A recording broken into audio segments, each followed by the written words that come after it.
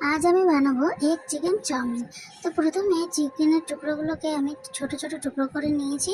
তার মধ্যে দিয়েছি পাতিলেবুর রস, নুন, অল্প হলুদ আর আদা রসুনের পেস্ট দিয়ে চিকেনটাকে বেশ খানিকক্ষণ মাখিয়ে রেখেছিলাম।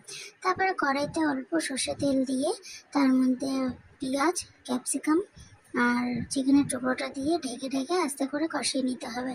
আর তার মধ্যে দিতে হবে একটু গরম মশলার গুঁড়ো।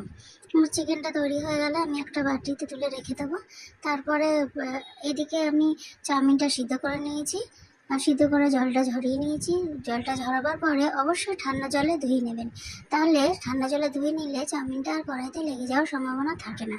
তারপরে কড়াইতে আবার তেল আমি গরম করে তার মধ্যে সমস্ত কেটে রাখা সবজিগুলো দিয়ে দেবো। সবজিগুলো বেশ ভাজা ভাজা হয়ে গেলে এখানে যে যার পছন্দ মতো সবজি নিতে পারো। সবজি কিন্তু ক্যাপসিকামটা লাগবেই। সবজিগুলো ভাজা ভাজা হয়ে গেলে আমি সাইড করে তার মধ্যে একটা ডিম ভেঙে দিয়ে ডিমটাকেও ভালো করে ঝুরি করে নিয়ে যাওয়ার পরে চাউমিনটাকে দিয়ে দেবো। দিয়ে চাউমিনটা ভালো করে নাড়াচাড়া করে ভাজা ভাজা হলে তার মধ্যে চিকেনটা দিয়ে দেবো।